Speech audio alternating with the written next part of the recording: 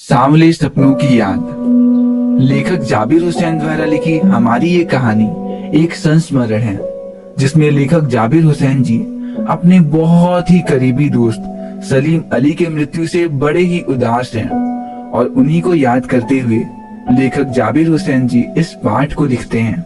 वो बताते हैं सलीम अली जी एक प्रकृति प्रेमी थे और खास करके उन्हें पक्षियों के बारे में जानना और उन्हें समझने का बड़ा शौक था। लेखक बताते हैं यूं तो सलीम अली जी ने पक्षियों की खोज में उनके पीछे पीछे न जाने कितनी यात्राएं की होंगी, लेकिन आज की उनकी ये यात्रा बाकी सभी यात्राओं से बिल्कुल अलग है। आज की इस यात्रा में वो सबसे आगे चल रहे हैं और सारी दुनिया उनके पीछे है। इस बार ना कोई उन्हें रोक सकता है और ना ही कोई उन्हें वापस बुला सकता है, क्योंकि आज की उनकी यात्रा इस दुनिया की अंतिम यात्रा है जहां से वो कभी लौट कर नहीं आएंगे। लेखक बताते हैं सलीम अली जी इस बात से बड़े ही दुखी और बहुत ही नाराज होते थे कि लोग पक्षियों को मनुष्य की तरह देखते हैं। लोग तो पहाड़ों, झरनों तथा जंगलों को भी मनुष्य की नजर से देखते हैं। उनका मानना था हमें प्रकृति को मनुष्य की नजर से नहीं बल्कि प्रकृति को प्रकृति की नजर से ही देखना चाहिए।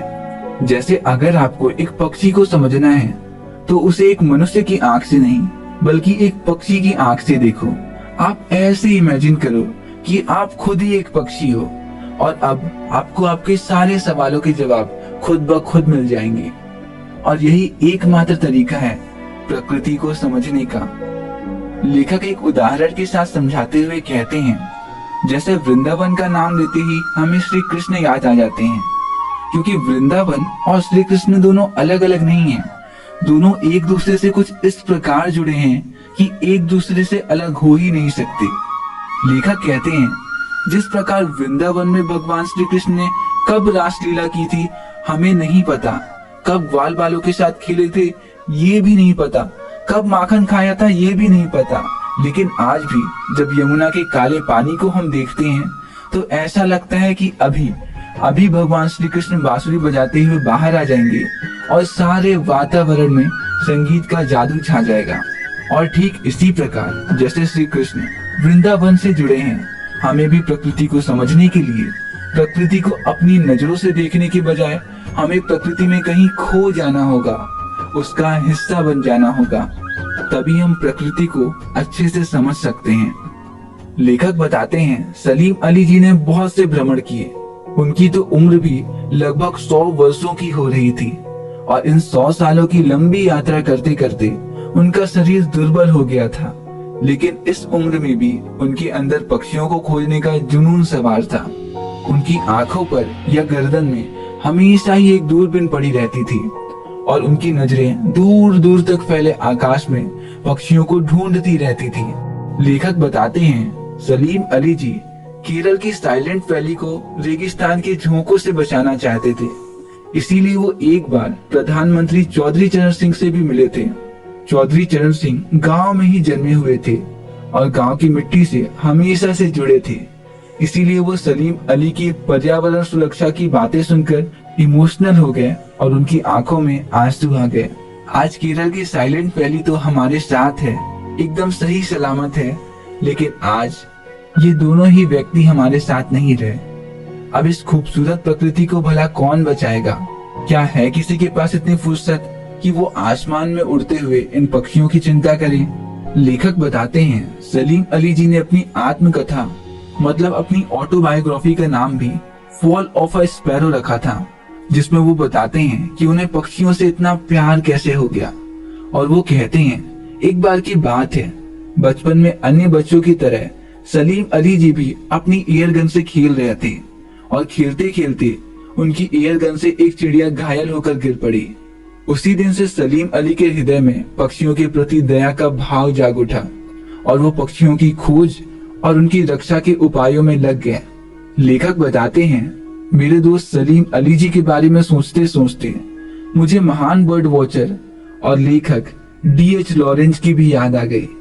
जब उनकी मृत्यु के बाद लोगों ने उनकी पत्नी से अपने पति के बारे में लिखने का अनुरोध किया तो वो बोली थी कि मेरे लिए लॉरेंस के बारे में लिख पाना असंभव सा है, मुझसे ज्यादा तो शायद उनके बारे में छत पे बैठने वाली गौरैया जानती होगी। ठीक उसी तरह सलीम अली जी भी थे और शायद हमसे कई गुना ज्यादा उनके बारे में आसमान में उड़ते वो पक्षी जानते होंगे। तो बस यहीं पे खत्म होता है हमारे ये प्यारा सा चैप्टर सांवले सपनों की याद। तो चलो इस चैप्टर कुछ एमसीक्यू क्वेश्चंस कर लेते हैं जिनके एग्जाम में आने की प्रोबेबिलिटी बहुत हाई है।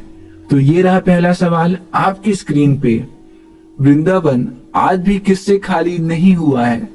ऑप्शन ए श्री कृष्ण की यादों से, ऑप्शन बी वहां की चहल पहल से, ऑप्शन सी वहां की हरियाली से, या ऑप्शन डी श्री कृष्ण की बांसुरी के जादू से।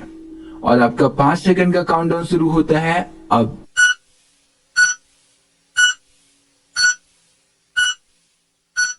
और सही जवाब है ऑप्शन डी श्री कृष्ण की बांसुरी के जादू से। और ये रहा दूसरा सवाल आपकी स्क्रीन पे। सलीम अली को किस रूप में याद किया जाता है?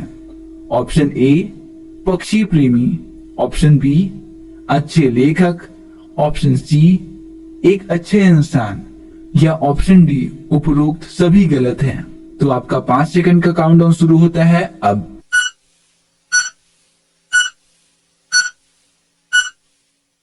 और सही जवाब है ऑप्शन ए पक्षी प्रेमी। और ये रहा तीसरा सवाल आपकी स्क्रीन पे।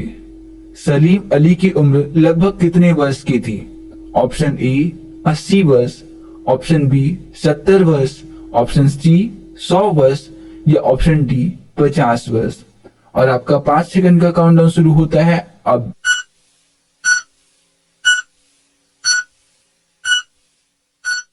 और सही जवाब है ऑप्शन सी 100 वर्ष। और ये रहा अगला सवाल आपकी स्क्रीन पे। अपने जीवन के एकांत क्षणों में भी वह पक्षियों को किस चीज से निहारते थे? ऑप्शन ए आंखों से, ऑप्शन बी मन से, ऑप्शन सी दिल से, या ऑप्शन डी दूरबीन से। तो आपका 5 सेकंड का काउंटडाउन शुरू होता है अब।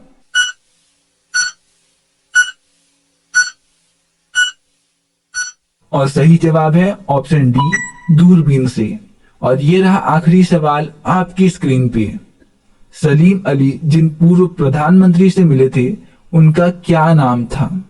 Option A APJ Abdul Kalam, option B Atal Bihari Vajpayee, option C Chaudhary Charan Singh, या ऑप्शन डी इंदिरा गांधी। तो आपका 5 सेकंड का काउंटडाउन शुरू होता है अब।